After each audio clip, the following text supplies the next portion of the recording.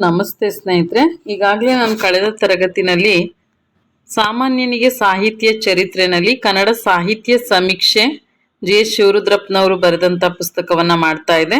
ಮೊದಲನೇ ಅಧ್ಯಾಯ ಆಗಿತ್ತು. ಎರಡನೇ ಅಧ್ಯಾಯ ಕನ್ನಡ ಸಾಹಿತ್ಯದ ಮುಖ್ಯ ಪ್ರೇರಣೆಗಳು ಅಂತ ಇತ್ತು. ಇದನ್ನ ನಾನು ಇಲ್ಲಿವರೆಗೂ ಮಾಡಿದ್ದೆ.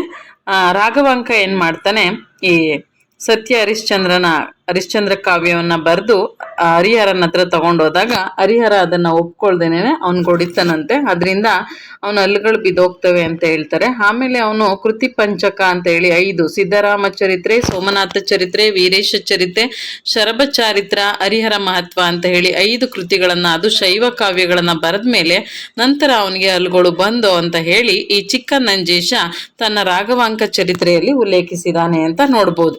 ಇದೊಂದು ಕತೆ ಅನ್ನೋದೇನೋ ನಿಜ, ಆದ್ರೆ ಈ ಕತೆ ಹಿಂದಿರುವ ಅರ್ಥ ರಾಘವಾಂಕ ಬರೆದ ಕೃತಿಗಳಲ್ಲಿ ಹರಿಶ್ಚಂದ್ರನ ಕಾವ್ಯವನ್ನ ಬಿಟ್ಟು ಉಳಿದೆಲ್ಲವೂ ಕೂಡ ವೀರಶೈವ ಧಾರ್ಮಿಕ ಕಾವ್ಯಗಳೇ ಅಂತ ನೋಡ್ಬೋದಾಗಿದೆ. ರಾಘವಾಂಕನ ಹರಿಶ್ಚಂದ್ರ ಕಾವ್ಯ ನಿಜವಾದ ಅರ್ಥದಲ್ಲಿ ವೀರಶೈವ ಧಾರ್ಮಿಕ ಕಾವ್ಯ ಅಲ್ಲ. ಯಾವ ಧಾರ್ಮಿಕ ಪರಿಸರದಲ್ಲಿ ರಾಘವಾಂಕನಂತಹ ವೀರಶೈವ ಕವಿ ತಾನು ಹುಟ್ಟಿ ಬೆಳೆದ ವೀರಶೈವ ಧರ್ಮದ ಶ್ರದ್ಧೆಯನ್ನ ನಿಷ್ಠೆಯನ್ನ ಪ್ರಕಟಿಸುವ ಧಾರ್ಮಿಕ ಕಾವ್ಯವನ್ನು ಮೊಟ್ಟ ಮೊದಲಿಗೆ ಬರಿಬೇಕಾದದ್ದು ಅವನ ಕರ್ತವ್ಯ ಆಗಿರುವಾಗ ಹರಿಶ್ಚಂದ್ರನ ಕಾವ್ಯದಂತ ಕಾವ್ಯವನ್ನು ಮೊದಲೇ ಬರೀಬಾರ್ದಾಗಿತ್ತು ಅಂತ ಹೇಳಿ ಜನ ತನ್ನ ತೀವ್ರ ಪ್ರತಿಭಟನೆಯನ್ನು ತೋರಿಸಿದೆಂಬುದೇ ಹರಿಹರ ರಾಘವಾಂಕರ ಘರ್ಷಣೆಯ ದಂತಕಥೆಯಾಗಿ ರೂಪು ಪಡ್ಕೊಳ್ಳುತ್ತೆ. ಹರಿಶ್ಚಂದ್ರ ಕಾವ್ಯದ ಬಗೆಗೆ ಬಂದಂತ ಈ ಪ್ರತಿಭಟನೆ ನಂತರ ರಾಘವಾಂಕ ಈ ಸಿದ್ದರಾಮ ಚರಿತೆ, ಸೋಮನಾಥ ಚರಿತೆ, ವೀರೇಶ ಚರಿತೆಗಳನ್ನ ಬರಿತಾನೆ. ಆ ನಂತರ ಹರಿಹರ ಒಪ್ಕೊಳ್ತಾನೆ ಅನ್ನೋದನ್ನು ಕೂಡ ನಾವು ನೋಡ್ಬೋದಾಗಿದೆ. ಇಲ್ಲಿ ಕವಿ ಧರ್ಮಶ್ರದ್ಧೆಗೆ ಹೇಗೆ ತನ್ನ ಕಾವ್ಯ ಪ್ರಜ್ಞೆಯನ್ನ ಒಪ್ಪಿಸ್ಕೊಂಡ ಅನ್ನುವಂಥದ್ದನ್ನ ನಾವಿಲ್ಲಿ ನೋಡ್ಬೋದು. ರಾಘವಾಂಕ ಈ ಒಂದು ನಿದರ್ಶನ ಬಿಟ್ರೆ ಇನ್ನು 12ನೇ ಶತಮಾನ ನಂತರ ಕಾವ್ಯ ಮತ್ತು ಧರ್ಮಗಳು ಮೇಳೈಸಿಕೊಂಡು ಅಭಿವ್ಯಕ್ತಿಯನ್ನ ಪಡ್ಕೊಂಡಿದ್ದಾವೆ. 10ನೇ ಶತಮಾನದ ಕವಿಗಳು ತಮ್ಮ ಧರ್ಮಶ್ರದ್ಧೆಗೆ ಒಂದು ಕಾವ್ಯ, ತಮ್ಮ ಲೌಕಿಕ ಅನುಭವಕ್ಕೊಂದು ಕಾವ್ಯ ಅಂತ ಹೇಳಿ ಕಾವ್ಯಾಭಿವ್ಯಕ್ತಿಯನ್ನ ವಿಭಾಗಿಸ್ಕೊಟ್ಟಿದ್ದಾರೆ. ಆದ್ರೂ ಪಂಪನಂತ ಕವಿ ತನ್ನ ಆದಿಪುರಾಣ ಎಲ್ಲಿ ಕೇವಲ ಧಾರ್ಮಿಕ ಕಾವ್ಯ ಎಂದು ಜೈನೇತರರಿಂದ ಗೃಹೀತವಾಗದೆ ಓದಿತೋ ಎಂಬ ಅಳುಕಿನಿಂದ ಆದಿಪುರಾಣದೊಳ್ ಅರಿವುದು ಧರ್ಮಮಂ ಕಾವ್ಯ ಧರ್ಮಮಂ. ಇದು ವೆರಿ ವೆರಿ ಇಂಪಾರ್ಟೆಂಟ್ ಸ್ನೇಹಿತರೆ. ಎಷ್ಟೋ ಬಾರಿ ಪ್ರಶ್ನೆ ಆಗಿದೆ. ಆದಿಪುರಾಣದೊಳ್ ಅರಿವುದು ಧರ್ಮಮಂ ಕಾವ್ಯ ಧರ್ಮಮಂ. ಈ ಸಾಲು ಬರುವಂತಹ ಕೃತಿ ಯಾವುದು ಅಂದ್ರೆ ಪಂಪನ ಆದಿಪುರಾಣ. ಇದನ್ನ ಹೇಳಿದವ್ರು ಯಾರು ಅಂತ ಕೇಳಿದ್ರೆ ಅದು ಕೂಡ ಪಂಪನ ಆದಿಪುರಾಣ ಅಂತ ಹೇಳಿ, ಪಂಪ ಅಂತ ಹೇಳಿ ನಾವು ನೋಡ್ಬೋದಾಗುತ್ತೆ.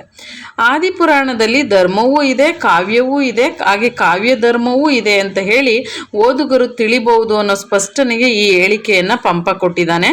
12ನೇ ಶತಮಾನದ ಕವಿಗಳ ಕಾವ್ಯ ಪ್ರಜ್ಞೆ ಪಂಪನ ಕಾಲದಲ್ಲದಂತೆ ಇಬ್ಬಾಗ ಆಗದೆ ಉಳಿದದ್ರಿಂದ ಅಲ್ಲಿ ಕಾವ್ಯ ಬೇರೆ ಅಲ್ಲ, ಧರ್ಮ ಬೇರೆ ಅಲ್ಲ ಅನ್ನೋದನ್ನ ನಾವು ನೋಡ್ಬೋದಾಗಿದೆ. ಹಾಗೆ ಪಂಪನಿಂದ ಆರಂಭವಾದಂತಹ ಈ ಒಂದು ವಿಧಾನ ಧರ್ಮವನ್ನ ಕುರಿತು ಒಂದು ಕೃತಿ, ಮತಧರ್ಮದಿಂದ ಬೇರೆಯಾದ ವಿಷಯವನ್ನ ಕುರಿತ ಇನ್ನೊಂದು ಕೃತಿ ಎಂದು ಆಗಮಿಕ ಲೌಕಿಕ ಕಾವ್ಯಗಳನ್ನ ಬರೆಯುವ ಪದ್ಧತಿ ಪಂಪನ ನಂತರ ಜೈನೇತರ ಕವಿಗಳಲ್ಲೂ ಮುಂದುವರೆದಿದ್ರೆ ಬಹುಶಃ ಕನ್ನಡ ಸಾಹಿತ್ಯಕ್ಕೆ ಇನ್ನಷ್ಟು ವೈವಿಧ್ಯತೆ ಬರ್ತಿತ್ತೋ ಏನೋ. ಆದ್ರೆ 12ನೇ ಶತಮಾನದ ವೇಳೆಗೆ ಧರ್ಮ ಹಾಗೂ ಕಾವ್ಯ ಧರ್ಮಗಳನ್ನ ಬಿಡಿಯಾಗಿ ಗುರುತಿಸುವಂತೆ ಅಭಿವ್ಯಕ್ತವಾಗುವ ಬದಲು ಅವೆರಡು ಇಡಿಯಾಗಿ ವ್ಯಕ್ತವಾಗತೊಡಗುತ್ತೆ. ಅದೇ ಮುಂದೆ ಬಂದಂತ ಭಾಗವತ ಸಂಪ್ರದಾಯದ ಕಥೆನೂ ಕೂಡ ಅದನ್ನೇ ಮುಂದುವರಿಸ್ಕೊಂಡು ಹೋಗುತ್ತೆ. ಇನ್ನು ಧರ್ಮದಿಂದ ಪ್ರೇರಣೆಗೊಂಡು ರಚಿತವಾದಂತಹ ಸಾಹಿತ್ಯವನ್ನ ಸ್ಥೂಲವಾಗಿ 3 ವಿಭಾಗಗಳಾಗಿ ವಿಭಾಗಿಸ್ಬೋದು. 1 ಧಾರ್ಮಿಕ ಸಾಹಿತ್ಯ, 2 ಭಕ್ತಿ ಸಾಹಿತ್ಯ, 3 ಅನುಭವ ಸಾಹಿತ್ಯ ಅಂತ ಹೇಳಿ ನಾವು 3 ಭಾಗಗಳಾಗಿ ನೋಡ್ಬೋದಾಗಿದೆ. ರಿಲಿಜಿಯನ್ ಲಿಟ್ರೇಚರ್, ಡಿವೋಷನಲ್ ಲಿಟ್ರೇಚರ್ ಮತ್ತೆ ಮೈಸ್ಟಿಕ್ ಲಿಟ್ರೇಚರ್ ಅಂತ ಹೇಳಿ 3 ಭಾಗಗಳಾಗಿ ವಿಭಾಗಿಸಲಾಗಿದೆ. ಜೈನ ಮತ್ತು ವೀರಶೈವ, ಇಲ್ಲಿ ಜೈನ ಮತ್ತು ವೀರಶೈವ ವೈಷ್ಣವ ಕವಿಗಳ ಕೃತಿಗಳಲ್ಲಿ ಗುರುತಿಸಬಹುದಾಗಿದೆ. ಈ 3ರಲ್ಲಿ ಮೊದಲನೆಯದನ್ನ ಸ್ಪಷ್ಟವಾಗಿ ಬೇರ್ಪಡಿಸಿ ತೋರಿಸುವಂತೆ 2 ಮತ್ತು 3ನೇವುಗಳಲ್ಲಿ ತೋರಿಸೋದು ಕಷ್ಟ. ಯಾಕೆ ಅಂದ್ರೆ 2 ಮತ್ತು 3ರ ನಡುವಣ ಭೇದ ನೀರ ಮೇಲಿನ ಗೆರೆಯಂತೆ ಇದೆ. ಮೊದಲನೇದು ನಾವು ನೋಡೋದಾದ್ರೆ ಧಾರ್ಮಿಕ ಸಾಹಿತ್ಯ. ಇದನ್ನ ನಾವು ನೋಡೋದಾದ್ರೆ ಕವಿಗಳು ತಮ್ಮ ಧರ್ಮ ಶ್ರದ್ಧೆಯ ಪ್ರಕಟಣೆಗಾಗಿ ಮತಧರ್ಮದ ಪ್ರಚಾರಕ್ಕೋಸ್ಕರ ಬರೆದಂತ ಬರವಣಿಗೆಯನ್ನ ಸೂಚಿಸೋದಿಕ್ಕೆ ಬಳಸಿದ್ದೇವೆ. ಕವಿ ಆಕಸ್ಮಿಕವಾಗಿ ಆಯಾ ಮತಧರ್ಮದಲ್ಲಿ ಹುಟ್ಟಿದ್ರಿಂದ ತಾನು ಬೆಳೆದ ಮತಧರ್ಮದ ಪರಂಪರೆಯನ್ನು ಮೈಗೂಡಿಸ್ಕೊಂಡು ಅದನ್ನು ಕಾವ್ಯ ಮಾಧ್ಯಮದ ಮೂಲಕ ಎತ್ತಿಡಿಯುವಂತಹ ಪ್ರಚಾರ ಮಾಡುವಂತಹ ಕರ್ತವ್ಯದಲ್ಲಿ ಅವನು ಭಾಗಿಯಾಗಿರೋದನ್ನು ನೋಡ್ಬೋದಾಗಿದೆ. ಇಂಥ ಸಂದರ್ಭದಲ್ಲಿ ಆಯಾ ಧರ್ಮವನ್ನು ಕುರಿತ ಕವಿಗಳು ವೈಯಕ್ತಿಕವಾಗಿ ತಮ್ಮ ಒಲವುಗಳು ಪ್ರಕಟ ಆಗೋದ್ರ ಜೊತೆಗೆ ಆ ಧರ್ಮದ ಮಹಾ ವ್ಯಕ್ತಿಗಳನ್ನ ಕುರಿತ ಕೃತಿಗಳು ರಚಿತ ಆಗ್ತವೆ. ಧರ್ಮದಲ್ಲೆಲ್ಲ ಜೈನ ಧರ್ಮವೇ ಶ್ರೇಷ್ಠ ಅಂತ ನಂಬಿದಂತಹ ಪಂಪ ಉಳಿದೆಲ್ಲ ಜೈನ ಕವಿಗಳು ಕೂಡ ಅದನ್ನೇ ನಂಬ್ಕೊಳ್ತಾರೆ. ತತ್ವಗಳನ್ನು ವ್ಯಾಖ್ಯಾನಿಸುವಂತಹ ಜೈನ ಧರ್ಮದ ಮಹಾ ವ್ಯಕ್ತಿಗಳ ಚಿತ್ರಗಳನ್ನು ಇಲ್ಲಿ ನೀಡಿರೋದನ್ನು ನಾವು ನೋಡ್ತೀವಿ. ಒಡ್ಡಾರಾಧನೆ ಕಥೆ ಆಗಲಿ, ನಯಸೇನನ ಧರ್ಮಾಮೃತದ ಕಥೆ ಆಗಲಿ, ಇದೊಂದು ಬೇರೊಂದು ರಮ್ಯ ವಿಧಾನದ ಜೈನ ಧರ್ಮದ ಪ್ರಚಾರವನ್ನು ಮಾಡ್ತವೆ. ಆದರೆ ವೀರಶೈವ ಕವಿಗಳು ತಮ್ಮ ಧಾರ್ಮಿಕ ಶ್ರದ್ಧೆಯನ್ನು 63 ಪುರಾತನ ಶಿವಭಕ್ತರನ್ನ ಕುರಿತು ಈ ಕಾವ್ಯ ಪುರಾಣಗಳನ್ನು ಬರೆದಿರೋದನ್ನು ನಾವು ನೋಡ್ತೀವಿ. ಬಸವಣ್ಣ, ಅಲ್ಲಮಪ್ರಭು, ಸಿದ್ದರಾಮ ಮೊದಲಾದ ವೀರಶೈವ ಧರ್ಮದ ಮಹಾ ವ್ಯಕ್ತಿಗಳನ್ನು ಕಾವ್ಯಗಳಲ್ಲಿ ಕಟ್ಟೋದ್ರ ಮೂಲಕ ಪ್ರಕಟಪಡಿಸಿರೋದನ್ನ ನೋಡ್ತೀವಿ. ವೈಷ್ಣವ ಕವಿಗಳು ಬರೆದ ಕೀರ್ತನೆಗಳು, ಪುರಾಣ, ಕಾವ್ಯ ಹೀಗೆ ಭಾಗವತ ಧರ್ಮವನ್ನು ಕೂಡ ಪ್ರಚಾರ ಮಾಡಿರೋದನ್ನ ನಾವು ನೋಡ್ತಾ ಹೋಗ್ಬೋದಾಗಿದೆ. ಇನ್ನು ಇಲ್ಲಿ ಈ ತಮ್ಮ ಧರ್ಮದ ಮಹತ್ವವನ್ನು ಎತ್ತಿಡಿಬೇಕಾದ್ರೆ ಕಾವ್ಯ ಒಮ್ಮೊಮ್ಮೆ ಅನ್ಯ ಮತಗಳನ್ನು ವಿಡಂಬಿಸುವ ಸ್ವರೂಪವೂ ಕೂಡ ಆಗಿದೆ. 10ನೇ ಶತಮಾನ ನಂತರ 11 ಮತ್ತು 12ನೇ ಶತಮಾನದಲ್ಲಿ ಜೈನ ಧರ್ಮ ಏನಾಗುತ್ತೆ, ಇಳಿಮುಖವಾಗುತ್ತೆ. ಆಗ ಶೈವ ವೈಷ್ಣವ ಧರ್ಮದ ಜೊತೆ ಸೆಣಸಾಡ್ತಾ ತನ್ನ ವರ್ಚಸ್ಸನ್ನು ಕಳೆದುಕೊಳ್ಳತೊಡಗುತ್ತೆ. ಇಂಥ ವಿಡಂಬನೆ ಕಾಣಿಸ್ಕೊಳ್ಳೋದು ನಮಗೆ 11 ಮತ್ತು 12ನೇ ಶತಮಾನದಲ್ಲಿ. 10ನೇ ಶತಮಾನದ ಜೈನ ಕವಿಗಳಿಗೆ ಕೇವಲ ಧರ್ಮದ ಶ್ರದ್ಧೆ, ಧರ್ಮದ ಮಹತ್ವವನ್ನು ಎತ್ತಿ ಹಿಡಿಯೋದು ಮುಖ್ಯವಾಗಿದ್ರೆ, 11, 12ನೇ ಶತಮಾನದಲ್ಲಿ ಏನಾಗುತ್ತೆ ಅಂತ ಅಂದರೆ ಅನ್ಯ ಮತಗಳ ಜೊತೆ ಸೆಣಸಾಡುತ್ತಾ ತನ್ನ ಅಸ್ತಿತ್ವವನ್ನು ಉಳಿಸ್ಕೊಳ್ಳೋ ಸಲುವಾಗಿ ಅನ್ಯ ಮತಗಳನ್ನು ವಿಡಂಬಿಸೋದು, ಸ್ವಮತವನ್ನು ರಭಸದಿಂದ ಪ್ರಚಾರ ಮಾಡುವಂಥದ್ದು ಅಗತ್ಯ ಆಗಿರುತ್ತೆ. ಇದರಿಂದನೇ ನಯಸೇನ, ಬ್ರಹ್ಮಶಿವ, ವೃತ್ತವಿಲಾಸ ಇವರಂಥ ಕವಿಗಳನ್ನ ನಾವು ನೋಡ್ತೀವಿ. ವಿಡಂಬನಾ ಪ್ರಧಾನ, ಇವರನ್ನ ವಿಡಂಬನಾ ಕವಿಗಳು ಅಂತಲೇ ಕರಿತೀವಿ. ನಯಸೇನ, ಬ್ರಹ್ಮಶಿವ, ವೃತ್ತವಿಲಾಸ. ವಿಡಂಬನಾ ಕವಿ ಅಂತ ಯಾರು ಅಂತ ನಾವು ನೋಡಿದಾಗ ಈ ಮೂವರನ್ನು ಕೂಡ ನಾವು ನೋಡ್ಬೋದಾಗಿದೆ. ನಯಸೇನ, ಬ್ರಹ್ಮಶಿವ ಮತ್ತು ವೃತ್ತವಿಲಾಸ. ಮೊದಲನೇದಾಗಿ ಬಂದಾಗ ನಯಸೇನ ಬರ್ತಾನೆ. ವಿಡಂಬನಾ ಕೃತಿ ಅಂತ ಬಂದಾಗ ನಾವು ಬ್ರಹ್ಮಶಿವಂತ ತಗೊಳ್ಬೇಕಾಗತ್ತೆ ಸ್ನೇಹಿತರೆ. ಈ ರೀತಿಯಾಗಿ ಕೂಡ ಇರುವಂಥದ್ದನ್ನು ನಾವು ನೋಡ್ಬೋದು. ಇನ್ನು ಧಾರ್ಮಿಕ ಸಾಹಿತ್ಯವನ್ನು ರಚಿಸಿದ್ದಾರೆ ವೀರಶೈವ ವಚನಕಾರರು, ಕವಿಗಳು ತಮ್ಮ ಎಷ್ಟೋ ವಚನದಲ್ಲಿ ಈ ಕಾವ್ಯಗಳಲ್ಲಿ ಪರಮತವನ್ನು ಖಂಡಿಸೋದು, ಸ್ವಮತವನ್ನು ಮಂಡಿಸುವಂಥ ಕೆಲಸ ಮಾಡಿದ್ದಾರೆ. ಜೈನ ಹಾಗೂ ವೀರಶೈವ ಕವಿಗಳಿಗೆ ಹೋಲಿಸಿದ್ರೆ ವೈಷ್ಣವ ಕೃತಿಗಳಲ್ಲಿ ಅನ್ಯಮತ ವಿಡಂಬನೆ ಅಂಶ ಕಡಿಮೆ ಇದೆ ಅಂತ ಹೇಳ್ಬೋದಾಗಿದೆ. ಒಟ್ಟಿನಲ್ಲಿ ಕವಿಗಳು ಯಾವ ಒಂದು ನೆಲೆಯಲ್ಲಿ ತಾವು ಒಪ್ಕೊಂಡ ಮತ ಧರ್ಮದ ಬಗ್ಗೆ ಶ್ರದ್ಧೆ, ಅಭಿಮಾನ, ಆವೇಶವನ್ನು ಇರಿಸ್ಕೊಂಡಿದ್ರೋ ಆ ಮತಧರ್ಮದ ಪ್ರಸಾರ ಮತ್ತು ಪ್ರಚಾರವನ್ನೇ ತಮ್ಮ ಕಾವ್ಯದ ಗುರಿಯನ್ನಾಗಿ ಮಾಡಿಕೊಂಡು ಕೃತಿಗಳನ್ನು ರಚನೆ ಮಾಡಿದ್ದಾರೆ. ಇನ್ನು ಧಾರ್ಮಿಕ ಸಾಹಿತ್ಯ ಅಂತ ನಾವು ಇವುಗಳನ್ನು ಕರಿತೀವಿ. ಹಾಗೆ ಆಯಾ ಧರ್ಮದ ತತ್ವ, ಪ್ರಕ್ರಿಯೆಗಳು, ಶಾಸ್ತ್ರಾಂಶಗಳು ತುಂಬಿಕೊಂಡಿರೋದ್ರ ಜೊತೆಗೆ ಕಾವ್ಯ ಪುರಾಣಗಳ ಮಾದರಿ ಕೂಡ ರೂಪುಗೊಂಡಿರೋದನ್ನು ನಾವು ನೋಡ್ಬೋದು. ಇನ್ನೆರಡು ವಿಭಾಗಗಳು, ಭಕ್ತಿ ಸಾಹಿತ್ಯ ಮತ್ತು ಅನುಭವ ಸಾಹಿತ್ಯ ನೋಡೋದಾದರೆ, ಈ ಧಾರ್ಮಿಕ ಸಾಹಿತ್ಯದಲ್ಲಿ ಅದನ್ನು ಬರೆಯುವವರಿಗೆ ಆಯಾ ಧರ್ಮದ ಬಗ್ಗೆ ಶ್ರದ್ಧೆ ಮತ್ತು ಪ್ರಚಾರ ಮಾಡುವ ಮನೋಧರ್ಮ ಮುಖ್ಯ. ಆದರೆ ಭಕ್ತಿ ಮತ್ತು ಅನುಭವ ಸಾಹಿತ್ಯದಲ್ಲಿ ಅದನ್ನು ಬರೆಯುವವರಿಗೆ ಕೇವಲ ಧರ್ಮಶ್ರದ್ಧೆ ಮಾತ್ರ ಅಲ್ಲದೆ ಒಂದು ಬಗೆಯ ಆಧ್ಯಾತ್ಮಿಕ ನಿಲುವು ಕೂಡ ಇರುತ್ತೆ. ಇಲ್ಲಿ ವೈಯಕ್ತಿಕವಾದ ಸಾಧನೆಯೂ ಕೂಡ ಮುಖ್ಯವಾಗಿರುತ್ತೆ. ಒಬ್ಬ ಕವಿ ಸಾಧಕನಾಗ್ತಾನೆ. ವಚನಗಳನ್ನು ಬರೆದ ಬಸವಣ್ಣನಂಥವರು, ಕೀರ್ತನೆಗಳನ್ನು ಬರೆದಂತಹ ಪುರಂದರ ಕನಕದಾಸ್ ಅಂತವರು ಭಕ್ತಿ ಹಾಗೂ ಅನುಭವ ಮಾರ್ಗದ ಸಾಧಕರು ಅಂತ ನಾವು ಕರಿತೀವಿ. ಪಂಪ, ರನ್ನರಂಥ ಕವಿಗಳನ್ನು ಜೈನ ಧರ್ಮದ ಸಾಧಕರಂತ ಭಾವಿಸೋದು ಕಷ್ಟ ಆಗುತ್ತೆ. ಭಕ್ತಿ ಸಾಹಿತ್ಯ ಹಾಗೂ ಅನುಭವ ಸಾಹಿತ್ಯದ ನಿರ್ಮಿತಿಗೆ ಒಂದು ಬಗೆಯ ಸಾಧಕ ಮನೋಧರ್ಮ ಅಗತ್ಯ. ಒಂದು ರೀತಿಯಲ್ಲಿ ಆಧ್ಯಾತ್ಮಿಕವಾದ ಅಂತರಂಗ ಅನುಭವಗಳಲ್ಲಿ ವೈಯಕ್ತಿಕವಾಗಿ ತಮ್ಮನ್ನು ತೊಡಗಿಸ್ಕೊಳ್ಳೋ ನಿಷ್ಠೆ ಅಗತ್ಯ ಅಂತ ಹೇಳ್ಬೋದು. ಇದಾದ ಮೇಲೆ ನಮಗೆ ವಚನಗಳ ನಂತರ ಶತಕಗಳು ಬರ್ತವೆ, ಅಷ್ಟಕಗಳು, ವಚನಗಳು, ಕೀರ್ತನೆಗಳು, ಹಾಡುಗಳು. ಇವು ಜೈನ, ವೀರಶೈವ, ವೈಷ್ಣವ ಈ ಬಗೆಯ ಭಕ್ತಿ ಸಾಹಿತ್ಯವನ್ನು ರಚಿಸಿರೋದನ್ನು ನಾವು ನೋಡಲಾಗುತ್ತೆ. ಧಾರ್ಮಿಕ ಸಾಹಿತ್ಯದ ವಸ್ತುಗಳನ್ನು ನಾವು ಈಗಾಗಲೇ ಬಹುಮಟ್ಟಿಗೆ ಸಿದ್ಧವಾಗಿದ್ದೋ, ಆದರೆ ಭಕ್ತಿ ಸಾಹಿತ್ಯದ ವಸ್ತು ಮೂಲತಃ ಅಂತರಂಗದ್ದು. ಅದು ಸಾಧಕನಾದವನು ತನ್ನ ಅಂತರಂಗದ ಅಭಿಪ್ಸೆ, ತಾಕಲಾಟ, ಇಷ್ಟ ದೈವದ ಜೊತೆ ನಿರೂಪಿಸ್ಕೊಳ್ಬೇಕಾಗತ್ತೆ. ಹಾಗಾಗಿ ನಾವು ವಚನ ಮತ್ತು ಶತಕ, ಕೀರ್ತನೆಗಳನ್ನ ನೋಡಿದಾಗ ಅನುಭವ ಸಾಹಿತ್ಯ ಇದರೊಳಗಡೆ ಹೇಗೆ ಪ್ರಭೇದವನ್ನು ಪಡ್ಕೊಂಡಿದೆ ಅನ್ನೋದನ್ನು ನಾವು ನೋಡ್ಬೋದಾಗಿದೆ. ಧರ್ಮದಿಂದ ಸ್ಫೂರ್ತಿಗೊಂಡ ಸಾಹಿತ್ಯವನ್ನು ಧಾರ್ಮಿಕ ಸಾಹಿತ್ಯ ಅಂದರೆ, ಭಕ್ತಿಯಿಂದ ಸ್ಫೂರ್ತಿಗೊಂಡದ್ದು ಭಕ್ತಿ ಸಾಹಿತ್ಯ, ಅನುಭವ ಸಾಹಿತ್ಯ ಎಂದು ಸ್ಥೂಲವಾಗಿ ನಾವು ಅನುಕೂಲಕ್ಕೋಸ್ಕರ ವಿಭಾಗ ಮಾಡ್ಕೊಂಡಿದ್ದೇವೆ. ಆದರೆ ಈ ಮೂರು ಬಗೆಗಳು ಒಂದೇ ಕಾಲದ ಒಂದೇ ಧರ್ಮದ ಸಾಹಿತ್ಯದಲ್ಲಿರಲಾರವೆಂದು ಅರ್ಥ ಅಲ್ಲ. ಉದಾಹರಣೆಗೆ ವಚನದಲ್ಲಿ ಕೆಲವು ಭಾಗ ಏಕಕಾಲಕ್ಕೆ ಧಾರ್ಮಿಕನೂ ಆಗಿದ್ದಾವೆ, ಭಕ್ತಿನೂ ಆಗಿದ್ದಾವೆ, ಅನುಭವನೂ ಆಗಿದ್ದಾವೆ. ಈ ವಿಭಾಗದ ಉದ್ದೇಶಕ್ಕೆ ಹೊಂದೋದಾದರೆ ನಾವು ವಚನಗಳನ್ನು ಬೇಕಾದರೆ ವಿಭಾಗಿಸ್ಬೋದು. ಹರಿದಾಸರ ಕೀರ್ತನೆಯಲ್ಲೂ ಕೂಡ ನಾವು ಈ ಥರ ವಿಭಾಗಿಸ್ಕೋಬೋದಾಗಿದೆ. ಇನ್ನು ಕನ್ನಡ ಸಾಹಿತ್ಯವನ್ನು ಶತಮಾನಗಳ ಉದ್ದಕ್ಕೂ ನಿಯಂತ್ರಿಸ್ಕೊಂಡು ಬಂದಂಥ ಧರ್ಮಗಳಿಗೆ ಕನ್ನಡ ಸಾಹಿತ್ಯಕ್ಕೆ ಲಾಭವೇನಾಗಿದೆ, ನಷ್ಟ ಏನಾಗಿದೆ ಅನ್ನೋದು ಮಹಾಪ್ರಬಂಧವೊಂದಕ್ಕೆ ವಸ್ತು ಆಗಬಲ್ಲದು. ಆದರೂ ಒಂದೆರಡು ಅಂಶಗಳನ್ನು ನೋಡ್ಬೋದು ಅಂತ ಹೇಳ್ತಾರೆ. ಮೊದಲನೇದು, ಧರ್ಮ ಎಂಬುದು ಎಲ್ಲ ಕಾಲದ ಕವಿಗಳಿಂದಲೂ ಕಾವ್ಯ ಕಾಣಿಕೆಯನ್ನು ನಿರೀಕ್ಷಿಸಿದೆ.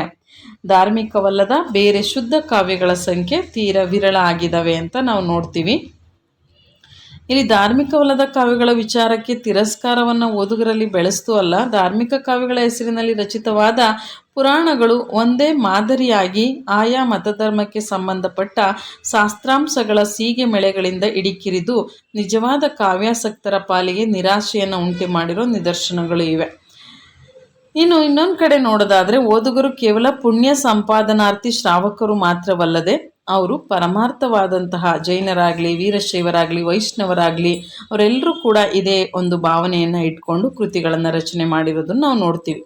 ಇನ್ನು ಆಧುನಿಕ ಸಾಹಿತ್ಯದಷ್ಟಲ್ಲದೆ ಸುದೈವದಿಂದ ಇಂದಿನ ಕವಿಗಳು ಯಾವ ಮತಧರ್ಮಗಳ ನಿರ್ಬಂಧಕ್ಕೂ ಸಿಕ್ಕಿಕೊಂಡಿಲ್ಲ. ಇಂದಿನ ಕವಿ ಕೃತಿಗಳನ್ನು ಓದುತ್ತಲೇ ಅವನು ಯಾವ ಮತಧರ್ಮಕ್ಕೆ ಸೇರಿದವನು ಎನ್ನುವುದನ್ನು ಪತ್ತೆ ಮಾಡ್ಬೋದಾಗಿತ್ತು. ಆದರೆ ಇವತ್ತಿನ ಕವಿಗಳ ಕೃತಿಗಳು ಯಾವುದಿಗೂ ನಾವು ಯಾವ ಧರ್ಮಕ್ಕೂ ಸೇರಿದವನೆಂಬುದು ಪತ್ತೆ ಹಚ್ಚೋದು ಸಾಧ್ಯ ಇಲ್ಲ. ಅಷ್ಟರ ಮಟ್ಟಿಗೆ ಇವತ್ತಿನ ಸಾಹಿತ್ಯ ಏನಾಗಿದೆ, ಸಾರ್ವತ್ರಿಕವಾಗಿದೆ. ಕವಿಗೆ ಕಾವ್ಯ ನಿರ್ಮಾಣ ಮಾಡೋ ಸಹಜ ಸಾಮರ್ಥ್ಯ ಇರ್ಬೋದು, ಆದರೆ ಅದನ್ನು ಮೊದಲಿಗೆ ಗುರುತಿಸೋದು, ಪ್ರೋತ್ಸಾಹಿಸೋದು, ಪ್ರಕಟಿಸುವಂಥ ಒಂದು ಅನುಕೂಲಕರವಾದ ವಾತಾವರಣವನ್ನು ಕಲ್ಪಿಸುವ ವ್ಯವಸ್ಥೆ ಇಲ್ಲದೆ ಹೋದರೆ ಅವನು ಎಷ್ಟೇ ಕಾವ್ಯವನ್ನು ರಚನೆ ಮಾಡಿದ್ರು ಏನು ಪ್ರಯೋಜನ? ಬೀಜ ಹಸನಿರಬಹುದು, ನೆಲ ಫಲವತ್ತಿರಬಹುದು, ಆದರೆ ಸರಿಯಾಗಿ ಒತ್ತಿಗೆ ನೀರೆರೆದು ಗೊಬ್ಬರ ಹಾಕಿ ಸಾಗು ಮಾಡದಿದ್ದರೆ ಬೆಳೆ ಹೊರ ಹೋಗಲಾರದು, ಹುಲುಸಾಗಲಾರದು. ದೈವದತ್ತ ಪ್ರತಿಭೆ ಆದರೂ ಅನುಕೂಲ ವಾತಾವರಣವೂ ಸಕಾಲ ಸೃಷ್ಟಿಯ ಇಲ್ಲದಿದ್ದರೆ ತನ್ನ ಸಂಪೂರ್ಣ ಕಳೆಯಿಂದ ಬೆಳಗಲಾರದು ಅಂತ ಹೇಳಿ ಇದು GS ಶಿವರುದ್ರಪ್ಪನವರು ಹೇಳ್ತಾ ಇದ್ದಾರೆ. ಕನ್ನಡ ಕವಿಗಳ ಸಹಜ ಪ್ರತಿಭೆಯ ಕೃಷಿಗೆ ಇಂಥ ಒಂದು ಅನುಕೂಲ ವಾತಾವರಣವನ್ನು ಕಲ್ಪಿಸಿ ಒತ್ತೊತ್ತಿಗೆ ನೀರೆರೆದು ಗೊಬ್ಬರ ಹಾಕಿದಾಗ ಮಾತ್ರ ಸಮೃದ್ಧವಾದಂತಹ ಬೆಳೆ ಬರುತ್ತೆ. ಆ ಬೆಳೆಗೆ ಕಾರಣರಾದವರೇ ನಮ್ಮ ಕರ್ನಾಟಕದ ರಾಜಮನೆತನಗಳು. ಕವಿಗಳಿಗೆ, ಸಾಹಿತಿಗಳಿಗೆ ಈ ದಿನ ಇರುವಂಥ ಅನುಕೂಲ ವಾತಾವರಣ ಹಿಂದೆ ಇರಲಿಲ್ಲ. ಯಾಕೆಂದರೆ ಇವತ್ತಾದ್ರೂ ಎಷ್ಟೊಂದು ಪ್ರಕಾಶನಗಳಿದ್ದಾವೆ, ಪ್ರಿಂಟಿಂಗ್ ಪ್ರೆಸ್ಗಳಿದ್ದಾವೆ. ಆದರೆ ಹಿಂದಿನ ಕವಿಗಳು ಆಗಲ್ಲ. ಒಂದು ರಾತ್ರಿನಲ್ಲೇ ಇವತ್ತು ಎಲ್ಲರೂ ಕೂಡ ಏನಾಗ್ತಾ ಇದ್ದಾರೆ ಅಂದರೆ ಜನನಾಯಕರಾಗಿ ಗುರುತಿಸ್ಕೊಳ್ಳೋದಕ್ಕೆ ಒಂದು ರಾತ್ರಿ ಸಾಕು. ಆದರೆ ಹಿಂದೆ ತುಂಬ ಕಷ್ಟ ಇತ್ತು. ಪ್ರಕಾಶನಗಳ ವ್ಯವಸ್ಥೆ ಇರಲಿಲ್ಲ. ಕವಿ ತನ್ನ ಕೃತಿ ರಚನೆ ಮಾಡೋದು ಎಂಥ ಸಾಹಸ ಆಗಿತ್ತು ಅಂದರೆ, ಕವಿ ಸಾಮರ್ಥ್ಯವನ್ನು ಗುರುತಿಸೋದು ಅವನ ದಿನನಿತ್ಯದ ಬದುಕಿಗೊಂದು ನೆಮ್ಮದಿ ನೆಲೆಯನ್ನು ಕಲ್ಪಿಸಿ ಅವನ ಕೃತಿ ರಚನೆಗೆ ಪ್ರೋತ್ಸಾಹಿಸುವ, ಅವನ ಕೃತಿಗಳನ್ನು ಪ್ರತಿ ಮಾಡಿಸಿ ಸುತ್ತ ಇರುವ ಜನಕ್ಕೆ ತಲುಪಿಸುವ ಜವಾಬ್ದಾರಿಯನ್ನು ಈ ರಾಜಸ್ಥಾನಗಳು ವಹಿಸ್ಕೊಳ್ದೇ ಇದ್ದರೆ ಕನ್ನಡ ಸಾಹಿತ್ಯ ಇಷ್ಟರ ಮಟ್ಟಿಗೆ ಬೆಳೀತಾ ಇರಲಿಲ್ಲ ಅನ್ನೋದನ್ನು ನಾವು ಮರಿಬಾರದು. ಸಾಹಿತ್ಯ ಅಷ್ಟೇ ಅಲ್ಲ, ಕರ್ನಾಟಕದ ಶಿಲ್ಪಾದಿ ಕಲೆಗಳು ಸಹ ಕರ್ನಾಟಕದ ರಾಜರ ಉದಾರವಾದ ಪ್ರೋತ್ಸಾಹ ಅಂತ ನಾವು ನೋಡ್ಬೋದಾಗಿದೆ. ಕರ್ನಾಟಕ ಸಾಹಿತ್ಯ ಕಲೆಗೆ ಅಭಿವೃದ್ಧಿಗೆ ಮುಖ್ಯ ಕಾರಣರಾದವರೇ ನಮ್ಮ ಕನ್ನಡದ ರಾಜಮನೆತನಗಳು. ಅವುಗಳಲ್ಲಿ ಪ್ರಮುಖವಾದ ರಾಜಮನೆತನಗಳನ್ನು ನಾವು ನೋಡೋದಾದರೆ ಕದಂಬರು, ಗಂಗರು, ರಾಷ್ಟ್ರಕೂಟರು, ಚಾಳುಕ್ಯರು, ಹಾಗೆ ಕಳಚೂರ್ಯರು, ಹೊಯ್ಸಳರು, ವಿಜಯನಗರದ ರಾಜರು, ಮೈಸೂರಿನ ಅರಸರು, ಇವರನ್ನು ನಾವು ಪ್ರಮುಖವಾಗಿ ನೋಡ್ಬೋದು. ಇನ್ನು ರಾಜಮನೆತನಗಳಲ್ಲಿ ತಲಕಾಡಿನ ಗಂಗರನ್ನು ಮುಖ್ಯವಾಗಿ ನಾವು ಜೈನರು, ಕದಂಬರು, ರಾಷ್ಟ್ರಕೂಟರು, ವಿಜಯನಗರ ಹಾಗೂ ಮೈಸೂರು ಅರಸರ ಶೈವರು, ವೈಷ್ಣವರು, ಅಂತೆಯೇ ಚಾಳುಕ್ಯರು, ಕಾಲಚೂರರು ಶೈವರು, ಹೊಯ್ಸಳರಲ್ಲಿ ಕೆಲವು ವೈಷ್ಣವರು ಇದ್ದಾರೆ, ಕೆಲವರು ಜೈನರು ಇದ್ದಾರೆ. ವಿಜಯನಗರದ ಸಾಮಂತರಲ್ಲಿ ಕೆಲವರು ವೀರಶೈವರು. ಹೀಗೆ ಈ ರಾಜರು ವಿವಿಧ ಮತಧರ್ಮಗಳಿಗೆ ಸೇರಿದವರಾಗಿದ್ದರೂ ಕೂಡ ಅವರ ಧಾರ್ಮಿಕ ದೃಷ್ಟಿ ಉದಾರವಾಗಿರೋದನ್ನು ನೋಡ್ತೀವಿ. ಕವಿಗಳಿಗೆ, ಕಲೆಗಳಿಗೆ ಆಶ್ರಯ ಕೊಟ್ಟಿರುವಂಥ ರೀತಿ ನೋಡಿದ್ರೆ ಈ ಮಾತಿನ ಅರ್ಥ ಸ್ಪಷ್ಟ ಆಗುತ್ತೆ. ರಾಷ್ಟ್ರಕೂಟ ಚಕ್ರವರ್ತಿಯಾದಂತಹ ನೃಪತುಂಗ ನೋಡಿ, ಅಮೋಘ ವರ್ಷ ನೃಪತುಂಗ ಅಂತ ನಾವು ಹೇಳ್ತೀವಲ್ಲ, ಆ ನೃಪತುಂಗ ರಾಷ್ಟ್ರಕೂಟರ ಚಕ್ರವರ್ತಿ ಇವನು. ಈ ನೃಪತುಂಗ ವೈಷ್ಣವ. ಆದರೆ ಅವನ ಕಾಲದಲ್ಲಿ ರಚಿತವಾದ ಗ್ರಂಥಗಳಲ್ಲಿ ಬಹಳ ಮುಖ್ಯವಾದದ್ದು ಜೈನ ಧರ್ಮಕ್ಕೆ ಸಂಬಂಧಪಟ್ಟಿದೆ. ಯಾವುದು ಅಂದರೆ ಕವಿರಾಜ ಮಾರ್ಗ. ಇದರ ಕರ್ತೃ ಅಂತ ನಾವು ಹೇಳ್ತಾ ಇರುವಂಥ ಶ್ರೀ ವಿಜಯ ಜೈನ ಅಂತ ಹೇಳಿ ಹಲವರು ಅಭಿಪ್ರಾಯ ಪಡ್ತಾರೆ. ಈ ಜೈನಪುರ ಪುರಾಣವನ್ನು ಬರೆದ ಜೀನಸೇನಾಚಾರ್ಯರು, ಉತ್ತರ ಪುರಾಣವನ್ನು ಬರೆದಂಥ ಗುಣಭದ್ರಾಚಾರ್ಯರು ಈತನ ಪಂಡಿತ ಪರಿವಾರದಲ್ಲಿದ್ದವರು ಅಂತ ಹೇಳಲಾಗುತ್ತೆ. ನೋಡಿ, ನಮಗೆ ರಾಷ್ಟ್ರಕೂಟ ಚಕ್ರವರ್ತಿ ನೃಪತುಂಗ ಶ್ರೀ ವಿಜಯನಿಗೆ ತನ್ನ ಒಂದು ರಾಜರ ಆಶ್ರಯದಲ್ಲಿ ಕೊಡ್ತಾನೆ. ಅಲ್ಲಿಂದ ನಮಗೆ ಕನ್ನಡದ ಮೊದಲ ಕೃತಿ ಎನ್ಸ್ಕೊಂಡಂಥ ಕವಿರಾಜ ಮಾರ್ಗ ಸಿಗುತ್ತೆ. ಹಾಗೆ ಪಂಪನಂತ ಜೈನ ಕವಿಗೆ ಆಶ್ರಯ ಕೊಟ್ಟಂಥ ಹರಿಕೇಸರಿನೂ ಕೂಡ ವೈಷ್ಣವ. ರನ್ನನಂತ ಜೈನ ಕವಿಗೆ ಆಶ್ರಯ ಕೊಟ್ಟ ಚಾಲುಕ್ಯರ ಇಮ್ಮಡಿ ತೈಲಪ್ಪ ಕೂಡ ಶೈವ ಧರ್ಮದವನು. ಬಸವಣ್ಣನವರ ವೀರಶೈವ ಧಾರ್ಮಿಕ ಕ್ರಾಂತಿ ನಡೆದದ್ದು ವೈದಿಕ ಶೈವ ಧರ್ಮಕ್ಕೆ ಸೇರಿದ ಬಿಜ್ಜಳನ ಕಲ್ಯಾಣ ನಗರದಲ್ಲಿ. ಇನ್ನು ವೈಷ್ಣವರ ವಿಷ್ಣುವರ್ಧನನ ರಾಣಿ ಶಾಂತಲೆ ಜೈನ ಧರ್ಮದವಳು. ವಿಜಯನಗರದ ಅರಸರ ಕಾಲದಲ್ಲಿ ಹರಿದಾಸ ಪರಂಪರೆಗೆ ಪ್ರೋತ್ಸಾಹ ದೊರೆತಿದ್ದಷ್ಟೇ ಅಲ್ಲ, ಲಕ್ಕಣ್ಣ ದಂಡೇಶನಂತ ವೀರಶೈವ ದಂಡನಾಯಕನ ಸಹಾಯದಿಂದ ವೀರಶೈವ ಧರ್ಮದ ವಚನಗಳ ಸಂಕಲನ ಪರಿಷ್ಕರಣಾ ಕಾರ್ಯ ಕೂಡ ನಡೆಯುತ್ತೆ. ವಿಜಯನಗರದ ಸಾಮಂತನಾದ ಕಾರ್ಕಳದ ಭೈರವ ಒಡೆಯರ ಆಸ್ಥಾನದಲ್ಲಿ ಅಂದಿನ ಪ್ರಮುಖ ಜೈನ ಕವಿಯಾದ ರತ್ನಾಕರ ವರ್ಣಿ ಭರತೇಶ ವೈಭವವನ್ನು ಬರಿತಾನೆ. ಸಾಂಗತ್ಯದ ಮೇರು ಕೃತಿ ಇದು. ಮೈಸೂರಿನ ಒಡೆಯರ ಆಶ್ರಯದಲ್ಲಿದ್ದಂಥ ಅನೇಕ ವೈಷ್ಣವ ಕವಿಗಳು ಮತ್ತಿತರ ಧರ್ಮದವರು ಕೃತಿ ರಚನೆ ಮಾಡ್ತಾರೆ. ಇದನ್ನೆಲ್ಲ ನೋಡಿದ್ರೆ ಕರ್ನಾಟಕದ ರಾಜರು ಕೇವಲ ಕವಿಕಾವ್ಯ ಪಕ್ಷಪಾತಿಗಳಾಗಿರಲಿಲ್ಲ ಹೊರತು ಆಯಾ ಕವಿಗಳು ಯಾವ್ಯಾವ ಮತ ಧರ್ಮ ಅನ್ನೋದನ್ನ ಗಣನೆಗೆ ತೆಗೆದುಕೊಳ್ಳಿಲ್ಲ ಎಂಬುದು ಅವರ ಉದಾರ ಮನೋಧರ್ಮಕ್ಕೆ ಸಾಕ್ಷಿಯಾಗಿದೆ. ಈ ಔದಾರ್ಯದಿಂದಾಗಿ ಎಲ್ಲ ಕಾಲದಲ್ಲಿಯೂ ಎಲ್ಲ ಪ್ರಮುಖ ಧರ್ಮದ ಕವಿಗಳ ಕೃತಿ ರಚನೆ ಕನ್ನಡ ಸಾಹಿತ್ಯ ಪರಂಪರೆಯಲ್ಲಿ ಕಾಣಬಹುದು. ಕವಿಗಳಿಗೆ ತಮ್ಮ ಪ್ರತಿಭೆ ಪ್ರಕಾಶನಕ್ಕೆ ರಾಜಸ್ಥಾನಗಳು ಅತ್ಯಂತ ಅಗತ್ಯವಾಗಿದ್ದಂತೆ ರಾಜರುಗಳಿಗೂ ತಮ್ಮ ಕೀರ್ತಿ ಪ್ರತಿಷ್ಠೆಯ ಪ್ರಕಾಶನಕ್ಕೆ ಕವಿಗಳು ಬೇಕಾಗಿದ್ದಂತೆ ತೋರುತ್ತೆ. ಇನ್ನು ರಾಜರನ್ನು ಆಶ್ರಯಿಸಿ ಕವಿಗಳು ಬೆಳೀತಾರೆ, ಕವಿಗಳಿಗೆ ಆಶ್ರಯ ಕೊಟ್ಟು ರಾಜರು ಉಳ್ಕೊಳ್ತಾರೆ. ಇಲ್ಲದೇ ಇದ್ರೆ ಇವರ ಹೆಸರುಗಳು ಚರಿತ್ರೆಯ ಪುಟದಲ್ಲಿ ಸೇರ್ತಾ ಇರಲಿಲ್ಲ. ಕರ್ನಾಟಕದ ಎಷ್ಟೋ ರಾಜರು ಅವ್ರಿಗೆ ಆಶ್ರಯ ಕೊಟ್ಟಂಥ ಕವಿಗಳಿಂದ ಕಾವ್ಯಗಳ ಜೊತೆ ಅಮರರಾಗಿ ಇವತ್ತಿಗೂ ಉಳ್ಕೊಂಡಿದ್ದಾರೆ. ನಾವು ಅದರಲ್ಲಿ ನೋಡೋದಾದರೆ ಇಲ್ಲಿ ಹರಿಕೇಸರಿ, ಸಾಮಂತ ರಾಜನಾದಂಥ ಹರಿಕೇಸರಿ ಪಂಪನಂತ ಮಹಾಕವಿಗೆ ಆಶ್ರಯ ಕೊಟ್ಟ ಕಾರಣದಿಂದ ಪಂಪನ ವಿಕ್ರಮಾರ್ಜುನ ವಿಜಯದ ಪ್ರಧಾನ ಪಾತ್ರವಾದ ಅರ್ಜುನನ ಪಾತ್ರದೊಂದಿಗೆ ಬೆಸೆದುಕೊಂಡು ಉಜ್ವಲವಾಗಿ ಇವತ್ತಿಗೂ ಉಳಿದಿದ್ದಾನೆ. ಪಂಪನ ಕೃತಿ ಎಲ್ಲಿವರೆಗೂ ಇರುತ್ತೋ ಅಲ್ಲಿವರೆಗೂ ಹರಿಕೇಸರಿನೂ ಇರ್ತಾನೆ. ಹಾಗೆ ಕನ್ನಡ ಸಾಹಿತ್ಯ ಚರಿತ್ರೆಯಲ್ಲಿ ರನ್ನನಿಗೆ ಆಶ್ರಯ ಕೊಟ್ಟ ಇಮ್ಮಡಿ ತೈಲಪ್ಪ ಗದಾಯುಧದ ಸಾಹಸ ಭೀಮನಾಗಿ ಮಿಂಚ್ತಾನೆ. ಕರ್ನಾಟಕದ ಈ ರಾಜರುಗಳು ಸಾಧಿಸಿದ ಸಾಮ್ರಾಜ್ಯಗಳು ಇವಾಗಿಲ್ಲ, ಅವ್ರು ಕಟ್ಟಿದಂಥ ಅರಮನೆಗಳೂ ಇಲ್ಲ, ಕೋಟೆ ಕೊತ್ತಲಗಳೂ ಇಲ್ಲ, ಪ್ರವಾಸಿಗರ ಕನಿಕರ ನಿಟ್ಟುಸಿರುಗಳಿಗೆ ಅವೆಲ್ಲ ಪಾತ್ರ ಆಗಿದೆ. ಆದರೆ ಅವರ ವೀರ ಪರಾಕ್ರಮದ ಚರಿತ್ರೆ ಮಾತ್ರ ಇನ್ನೂ ಈ ಒಂದು ಪುಟಗಳಲ್ಲಿ ಸೇರಿದೆ. ಕನ್ನಡ ಕವಿಗಳ ಕೃಪೆಯಿಂದ ರಾಜರು ಇವತ್ತಿಗೂ ಕೂಡ ಕವಿಗಳ ಪ್ರಶಂಸೆಯ ಮಾತುಗಳಲ್ಲಿ, ಕನ್ನಡ ಕಾವ್ಯದ ಪಾತ್ರಗಳಲ್ಲಿ, ಸಾಹಿತ್ಯದ ಒಂದು ಭಾಗವಾಗಿ ಸಹೃದಯರ ನೆನಪಿನ ಆಸಕ್ತಿಯ ಪ್ರಶಂಸೆಯ ವಸ್ತುವಾಗಿದ್ದಾರೆ. ಈ ರಾಜರುಗಳು ಈ ಕವಿಗಳಿಗೆ ಮಾಡಿದ ಉಪಕಾರ ಅಚ್ಚಳಿಯದೆ ಸಾಹಿತ್ಯದ ಪುಟದಲ್ಲಿ ನೆನಪಾಗುತ್ತೆ. ಹರಿಕೇಸರಿ ಪಂಪನನ್ನು ಅತ್ಯಂತ ವಿಶ್ವಾಸದಿಂದ ಕಂಡುಕೊಳ್ತಾನೆ, ಅವನಿಂದ ಕೃತಿಯನ್ನು ಬರೆಸ್ತಾನೆ, ಅವನಿಗೆ ಕವಿತಾ ಗುಣಾರ್ಣವ ಅಂತ ಬಿರುದು ಕೊಡ್ತಾನೆ. ಈ ಗುಣಾರ್ಣವ ಅನ್ನೋ ಬಿರುದು ಹರಿಕೇಸರಿಗಿರುತ್ತೆ, ಪಂಪನಿಗೆ ಅವನು ಕವಿತಾ ಗುಣಾರ್ಣವ ಅನ್ನೋ ಬಿರುದು ಕೊಡ್ತಾನೆ. ಇನ್ನು ಪಂಪನಿಗಿದ್ದಂಥ ಬಿರುದುಗಳನ್ನ ನಾವು ನೋಡೋದಾದರೆ ಇವು ಪ್ರಶ್ನೆ ಆಗ್ತವೆ. ಪಂಪನಿಗೆ ಇದ್ದಂಥ ಬಿರುದುಗಳು ಯಾವ್ಯಾವುದು ಅಂತ ಅಂದರೆ ಕವಿತಾ ಗುಣಾರ್ಣವ, ಸುಕವಿಜನ ಮನಸೋತ್ತಾಂಸ, ಸಂಸಾರ ಸಾರೋದಯ, ಸರಸ್ವತಿ ಮಣಿಹಾರ, ಈ ರೀತಿಯಾದಂತಹ ಬಿರುದುಗಳು ಪಂಪನಿಗೆ ಇದ್ದಂಥವು ಅಂತ ನಾವು ನೋಡ್ಬೋದಾಗಿದೆ. ಇನ್ನು ಧರ್ಮಪುರ ಅನ್ನುವಂಥ ಅಗ್ರಹಾರವನ್ನು ದತ್ತಿಯಾಗಿ ಕೊಟ್ಟು ಇನ್ನಿತರ ಸಮಸ್ತ ಭೋಗವಸ್ತುಗಳನ್ನು ಒದಗಿಸಿ ಪಂಪನ ಬದುಕಿಗೆ ನೆಮ್ಮದಿಯನ್ನು ತಂದುಕೊಟ್ಟಂಥವನೇ ಹರಿಕೇಸರಿ.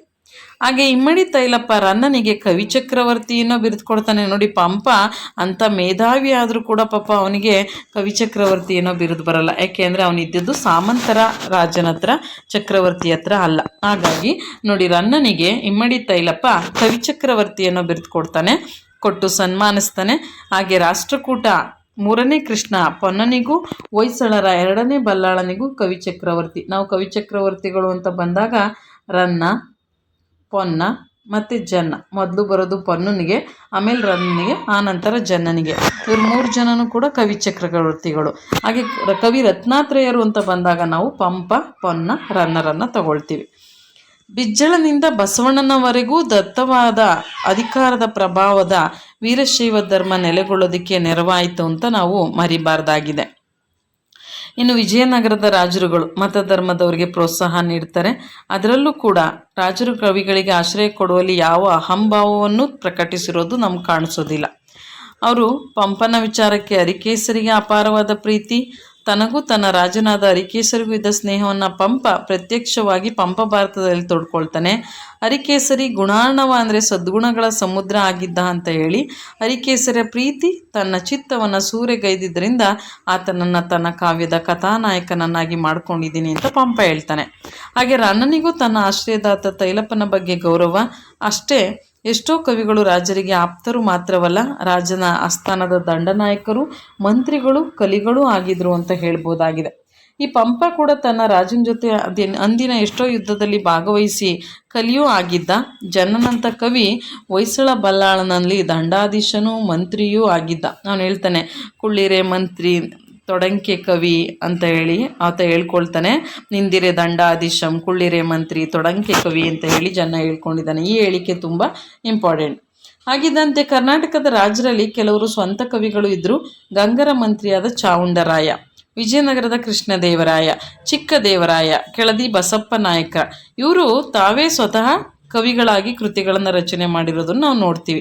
ಇಂಥ ಕವಿಕಾವ್ಯ ಪಕ್ಷಪಾತಿಗಳಾದ ರಾಜರುಗಳಿಂದ ಬೆಳೆದ ಕನ್ನಡ ಸಾಹಿತ್ಯ ಚರಿತ್ರೆ ರಾಜರ ಆಸ್ಥಾನದ ಅಂಗನ್ನು ಅರಿದು ನಿಂತುಕೊಂಡು ಅಂಥ ಒಂದು ಮನಸ್ಥಿತಿಯನ್ನು ತಮ್ಮ ಕಾವ್ಯ ಧೋರಣೆಯನ್ನಾಗಿ ಮಾಡಿಕೊಂಡಂಥ ಕೆಲವು ಕವಿಗಳು ಕೂಡ ಇದ್ದಾರೆ. ಯಾರು ರಾಜರ ಆಶ್ರಯದಲ್ಲಿ ಇರಲಿಲ್ಲ ಅಂದರೆ ಹರಿಹರ, ಕುಮಾರವ್ಯಾಸನಂಥವರು ರಾಜರ ಆಶ್ರಯದಲ್ಲಿ ಇರಲಿಲ್ಲ. ರಾಜರ ಆಸ್ಥಾನದಿಂದ ದೂರ ನಿಂತ್ಕೊಳ್ತಾರೆ.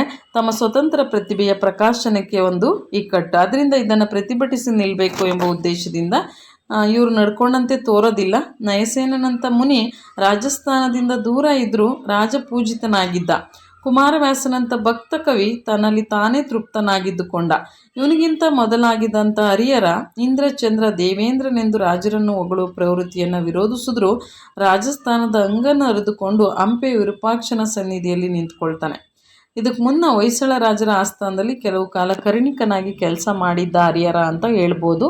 ಅಲ್ಲಿನ ಕೈಂಕರ್ಯದಿಂದ ಬೇಸತ್ತು ಹಂಪಿಗೆ ಬಂದ ಅಂತ ಹೇಳಲಾಗುತ್ತೆ. ಕೇವಲ ಕರ್ಣಿಕನಾದ್ರಿಂದ ಅನೇಕ ಬಗೆಯ ಕಿರುಕುಳದಿಂದಾಗಿ ಆತನಿಗೆ ರಾಜರ ಆಸ್ಥಾನದ ಬಗ್ಗೆ ದ್ವೇಷ ಬಂದಿರ್ಬೋದು. ಒಂದು ವೇಳೆ ಅವನು ಉನ್ನತವಾದ ಅಧಿಕಾರದಲ್ಲಿದ್ದು ಅವನಿಗೆ ರಾಜರ ಆಶ್ರಯ ಪ್ರೋತ್ಸಾಹಗಳು ದೊರೆತು ಅವನು ಅಲ್ಲಿಯೇ ನಿಲ್ಲುವಂಥ ಸಂದರ್ಭ ಒದಗಿದ ಪಕ್ಷದಲ್ಲಿ ಅವನ ಕಾವ್ಯ ಮಾರ್ಗ ಯಾವ ದಿಕ್ಕನ್ನು ಹಿಡಿಯುತ್ತಿತ್ತೋ ಹೇಳಲು ಬಾರದು.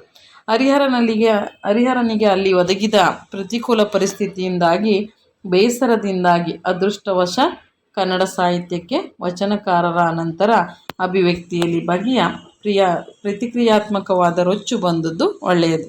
ಇನ್ನು ಹರಿಹರನ ಶಿಷ್ಯ ರಾಘವಾಂಕ, ಇವನು ಕೂಡ ಸ್ವತಂತ್ರ ಪರಿಸರದಲ್ಲಿ ಬೆಳೆದರೂ ಕೂಡ ಕೆಲವು ರಾಜರ ಮನ್ನಣೆ ಪ್ರತಿಷ್ಠೆಗಳನ್ನು ಗಳಿಸ್ಕೊಂಡಿದ್ದಾನೆ. ಹರಿಹರನ ಜೊತೆ ಹಂಪೆ ವಿರೂಪಾಕ್ಷನ ಸನ್ನಿಧಿಯಲ್ಲಿದ್ದರೂ ಓರಂಗಲ್ಲಿಗೆ ಹೋಗಿ ಕಾಕತೀಯ ಪ್ರತಾಪರುದ್ರ ದೇವನ ಆಸ್ಥಾನದಲ್ಲಿ ತನ್ನ ಮೀಸಲು ಗವಿತೆಯಾದ ವೀರೇಶ ಚರಿತೆಯನ್ನು ರಚಿಸಿ ಅಲ್ಲಿನ ಕವಿಗಳನ್ನು ಸೋಲಿಸಿ ಸನ್ಮಾನಿತನಾದ ಅನ್ನೋದಕ್ಕೆ ನಮ್ಮ ಹತ್ರ ಆಧಾರಗಳಿವೆ. ಇನ್ನು ವಿಜಯನಗರದ ಕಾಲದಲ್ಲಿ ಹರಿದಾಸ ಪರಂಪರೆ ಪ್ರಮುಖವಾದದ್ದು. ಶ್ರೀಪಾದರಾಯರು ಮುಳುಬಾಗಿಲಿನ ಮಠಾಧೀಶರಾಗಿದ್ದರು. ವಿಜಯನಗರ ರಾಜರ ಮೇಲೆ ತಕ್ಕಷ್ಟು ಪ್ರಭಾವವನ್ನು ಇರಿಸ್ಕೊಂಡಿದ್ರು. ಕೆಲವು ಸಂಗತಿಗಳನ್ನ ನೋಡಿದ್ರೆ ಕನ್ನಡ ಸಾಹಿತ್ಯ ಕರ್ನಾಟಕ ರಾಜಮನೆತನಗಳು ರಾಜಸ್ಥಾನಗಳಿಗೂ ಇರುವ ನಂಟು ಸ್ವರೂಪ ಸ್ಪಷ್ಟವಾಗಿ ಅರ್ಥ ಆಗುತ್ತೆ. ಇನ್ನು ಶತಮಾನದ ವೀರಯುಗದ ಕವಿಗಳಲ್ಲಿ ಇಲ್ಲದ ಒಂದು ಕೆಚ್ಚು 12ನೇ ಶತಮಾನದ ನಂತರ ಭಕ್ತಿಯುಗದ ಕವಿಗಳಲ್ಲಿ ಕಾಣಿಸ್ಕೊಳ್ಳುತ್ತೆ. ಅದು ರಾಜರ ಆಶ್ರಯವನ್ನು ನೇರವಾಗಿ ತಿರಸ್ಕರಿಸುವ ಅಥವಾ ತಟಸ್ಥವಾಗಿ ನಿಲ್ಲುವ ಮನೋಧರ್ಮ. ಹರಿಹರ, ಕುಮಾರವ್ಯಾಸ, ಲಕ್ಷ್ಮೀಶ, ಷಡಕ್ಷರಿ ಇಂಥ ಭಕ್ತ ಕವಿಗಳಲ್ಲಿ ನಾವು ನೋಡ್ಬೋದು. ಇನ್ನು ರಾಜರ ಆಸ್ಥಾನಗಳ ಆಚೆ ಸಾಹಿತ್ಯ ನಿರ್ಮಿತವಾಗಿದೆಯೋ ಅಲ್ಲೆಲ್ಲ ಅದು ಬಹುಮಟ್ಟಿಗೆ ಜನಸಾಮಾನ್ಯಕ್ಕೆ ಹತ್ತಿರವಾಗಿದೆ ಅನ್ನೋದನ್ನು ನಾವು ಗಮನಿಸಬೇಕು. ಇನ್ನು ಕವಿಗಳ ಪ್ರಕಾಶನಕ್ಕೆ ರಾಜಸ್ಥಾನಗಳು ಅವಶ್ಯಕವಾಗಿದ್ದ ಕಾಲದಲ್ಲಿ ಕವಿಗಳು ತಮ್ಮ ಕಾವ್ಯ ಸಾಮರ್ಥ್ಯವನ್ನು ರಾಜರ ಋಣಕ್ಕೆ ಮಾರಿಕೊಳ್ಳದಿದ್ದರೂ ತಮ್ಮ ಕಾವ್ಯಗಳ ಮೂಲಕ ತಮಗೆ ಆಶ್ರಯ ನೀಡಿದ ರಾಜರನ್ನು ಸಂತೋಷಪಡಿಸಬೇಕೆಂಬ ಅವರಿಗೆ ತಾವು ಕೃತಜ್ಞರಾಗಬೇಕೆಂಬ ಭಾವನೆ ಸಹಜವಾಗಿ ಪ್ರಕಟಿಸಿದ್ದಾರೆ ತಮ್ಮ ಕೃತಿಗಳಲ್ಲಿ ಅಂತ ಹೇಳ್ಬೋದು. ರಾಜರಿಗೆ ಅಂಕಿತ ಮಾಡೋದು, ಕಾವ್ಯದ ಕಥಾನಾಯಕರ ಪಾತ್ರದಲ್ಲಿ ರಾಜರನ್ನು ತಗೊಂಡು ಬರೋದು, ಕಲ್ಪಿಸ್ಕೊಳ್ಳೋದು, ಪಂಪನಲ್ಲಿ ಇದನ್ನು ನಾವು ಮೊದಲು ನೋಡ್ತೀವಿ, ಆ ನಂತರ ಬಂದಾಗ ನಾವು ರನ್ನನಲ್ಲೂ ನೋಡ್ತೀವಿ. ಹರಿಕೇಸರಿಯನ್ನ ಪಂಪ ಅರ್ಜುನನ ಜೊತೆ ಸಮೀಕರಿಸ್ಕೊಳ್ತಾನೆ. ಇದರಿಂದ ಕತೆ ನಿರ್ವಹಣೆಯಲ್ಲಿ ಅನೇಕ ತೊಡಕುಗಳು ಪಂಪ ಎದುರಿಸಬೇಕಾಗಿದ್ದು ನಿಜ. ಆದರೂ ಕೂಡ ಕನ್ನಡದ ಮಟ್ಟಿಗೆ ಸಮಕಾಲೀನ ಚರಿತ್ರೆಯನ್ನು ಪುರಾಣದ ಜೊತೆ ಸಮಾವೇಶಗೊಳಿಸಿ ಬರೆಯುವ ಹೊಸ ತಂತ್ರ ಆವಿಷ್ಕಾರ ಆಗುತ್ತೆ. ಇದೇ ತಂತ್ರವನ್ನು ರನ್ನ, ಜನ್ನ, ನೇಮಿಚಂದ್ರರು ಕೂಡ ಅನುಕರಿಸ್ತಾರೆ. ರಾಜ ಋಣವನ್ನು ಪ್ರಕಟಿಸಲು ಮಾರ್ಗ ಆಗುತ್ತೆ. ಈ ಬಗೆಯ ರಾಜಭಕ್ತಿ ಪರವಾದ ಸಮೀಕರಣ ತಂತ್ರ ಈ ಕವಿಗಳಿಗೆ ಒಂದು ಬದ್ಧ ಸ್ಥಿತಿ ಆಯಿತು ಅಂತ ಹೇಳ್ಬೋದು.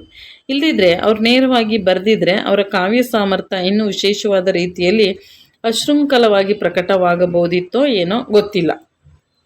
ಇನ್ನು ಪಂಪ ಭಾರತವನ್ನು, ಕುಮಾರವ್ಯಾಸ ಭಾರತವನ್ನು ಅಕ್ಕಪಕ್ಕದಲ್ಲಿರಿಸ್ಕೊಂಡು ನೋಡಿದ್ರೆ ನಮಗೆ ಈ ಅನಿಸಿಕೆ ತಕ್ಕಪಟ್ಟಿಗೆ ನಿಜ ಅನಿಸುತ್ತೆ. ಹರಿಕೇಸರಿ ಪ್ರೀತ್ಯಾರ್ಥವಾದ ರಚಿತವಾದ ಪಂಪ ಭಾರತಕ್ಕಿಂತ ಇಂಥ ಯಾವ ಅಂಗೂ ಇಲ್ಲದ ನೆಲೆಯಲ್ಲಿ ರಚಿತವಾದ ಕುಮಾರವ್ಯಾಸ ಭಾರತ ಅನಿರ್ಬಂಧ ಪ್ರತಿಭೆಯ ಮಹಾಕೃತಿಯಾಗಿದೆ. ಆದರೂ ಪಂಪ ಭಾರತ ಕನ್ನಡ ಮಹಾಕೃತಿಗಳಲ್ಲಿ ಒಂದೆಂಬುದನ್ನು ನಿಜವಾದ ಸಂಗತಿ. ಪಂಪನ ವಿಕ್ರಮಾರ್ಜುನ ವಿಜಯ, ರನ್ನನ ಸಾಹಸ ಭೀಮ ವಿಜಯ, ಜನನ ಯಶೋಧರ ಚರಿತೆ ಇಂಥ ಕೃತಿಗಳು ಆಯಾ ಕವಿಗಳು ರಾಜಸ್ಥಾನದಲ್ಲಿದ್ದು ಬರೆದರೆಂಬ ಕಾರಣದಿಂದ ಕಡಿಮೆ ದರ್ಜೆಯವು ಅಂತ ಹೇಳೋಕ್ಕಾಗಲ್ಲ. ನಿಜವಾದ ಶಕ್ತಿ ಪ್ರತಿಭೆ ಇಂಥ ಯಾವ ಪರಿಮಿತಿಗಳಿಗೂ ಬಂಧನವಾಗೋದಿಲ್ಲ. ಈ ದೃಷ್ಟಿಯಿಂದ ನೋಡಿದ್ರೆ ರಾಜರ ಆಸ್ಥಾನದ ಆಶ್ರಯದಲ್ಲಿ ರಚಿತವಾದ ಕೃತಿಗಳೆಲ್ಲ ಅಂಥ ಉತ್ಕೃಷ್ಟವಾದವುಗಳೇ ಅಂತ ಹೇಳಿ ನಾವು ನೋಡ್ಬೋದಾಗಿದೆ. ಇನ್ನು ರಾಜರ ಆಶ್ರಯದ ಆಚೆಗೆ ರಚಿತವಾದ ಕೃತಿಗಳು ಲೋಕಾಭಿರಾಮವಾಗಿ ಮಾತಾಡುವಂಥದ್ದು ತಪ್ಪು ಅಂತ ಹೇಳ್ತಾರೆ. ಹರಿಹರನಂಥ ಕವಿ ತಾನು ರಾಜರನ್ನು ಹೊಗಳೋದಿಲ್ಲ ಅಂತ ಹೇಳಿ ಉದ್ಘೋಷಿಸಿ ರಾಜಾಶ್ರಯದ ಆಚೆಗೆ ನಿಂತಂತೆ ಕಂಡರೂ ಕೂಡ ಶಿವನನ್ನು, ಶಿವಶರಣರನ್ನು ಕುರಿತು ಮಾತ್ರ ಅವನು ಕೃತಿ ರಚಿಸಿದ್ದಾನೆ. ಹಾಗೆ ರಾಜಾಶ್ರಯ ಒಂದು ಬದ್ಧ ಸ್ಥಿತಿ ಆದರೆ ಮತಧರ್ಮಕ್ಕೆ ಕಾವ್ಯ ಬರೆಯೋದು ಒಂದು ಬದ್ಧ ಸ್ಥಿತಿಯೇ. ಹಾಗೆ ನೋಡಿದ್ರೆ ರಾಜಾಶ್ರಯ ಇಲ್ಲದೆ ಮತಧರ್ಮದ ಪ್ರಭಾವ ಈ ಎರಡು ಪ್ರಬಲವಾದ ಶಕ್ತಿಗಳಿಗೆ ಬದ್ಧರಾಗದೆ ನಿಂತಿದೆ ಅಂತ ಹೇಳಲಾಗುತ್ತೆ. ಇನ್ನು ಇಲ್ಲಿ ನೋಡೋದಾದರೆ ನಾವು ಮಾರ್ಗ ಸಂಪ್ರದಾಯಕ್ಕೆ ಇವೆಲ್ಲ ಸೇರಿದಂಥವುಗಳು ಅಂತ ನಾವು ನೋಡ್ಬೋದಾಗಿದೆ. ಇನ್ನು ಅನೇಕ ಕೃತಿಗಳು ದೇಸಿ ಸಂಪ್ರದಾಯದ ಕೃತಿಗಳು ಇದ್ದಾವೆ, ಮಾರ್ಗ ಸಂಪ್ರದಾಯವೂ ಇದ್ದಾವೆ. ಹೊಸಗನ್ನಡ ಸಾಹಿತ್ಯ ಕಾಲದಲ್ಲಿ ಸಾಹಿತ್ಯಗಳು ಯಾವ ಬದ್ಧ ಸ್ಥಿತಿಗೂ ಒಳಗಾಗದೆ ಸಾಹಿತ್ಯ ರಚಿಸುವ ನಿರಾತಂಕ ಪರಿಸರದಲ್ಲಿದ್ದೋ ಅಂತ ಕೂಡ ನಾವು ನೋಡ್ಬೋದಾಗಿದೆ. ಹಾಗೆ ಪ್ರಶಸ್ತಿಗಳನ್ನು ನೀಡುವ ವ್ಯವಸ್ಥೆ ಇಂದಿಗೂ ಇದೆ. ರಾಜರ ಆಸ್ಥಾನದಲ್ಲೂ ಕೊಡ್ತಾ ಇದ್ರು, ಇವತ್ತಿಗೂ ಕೊಡ್ತಾ ಇದ್ದೀವಿ. ಜನತೆ ಪರವಾಗಿ ಎಂಬ ಹೆಸರಿನಲ್ಲಿ ಆ ಕವಿ ಇಂಥ ವ್ಯವಸ್ಥೆಯ ಸನ್ಮಾನ, ಗೌರವ, ಪ್ರಲೋಭಕ್ಕೊಳಗಾಗದೆ ತನಗೆ ತಾನೇ ಸ್ವತಂತ್ರವಾದ ನಿಲುವಿನಲ್ಲಿ ತನ್ನ ಕೃತಿ ರಚನೆ ಮಾಡ್ತಾನೆ ಎಂಬುದೇ ಇಂದಿನ ನಿಜವಾದ ಸೃಜನಶೀಲ ಸಾಹಿತ್ಯದ ಮನೋಭಾವವಾಗಿದೆ. ಇಲ್ಲಿವರೆಗೂ ಇರಲಿ ಸ್ನೇಹಿತರೆ. ಇನ್ನು ಉಳಿದಿದ್ದನ್ನು ಮುಂದಿನ ಭಾಗದಲ್ಲಿ ತಿಳಿಸ್ಕೊಡ್ತೀನಿ. ಧನ್ಯವಾದ.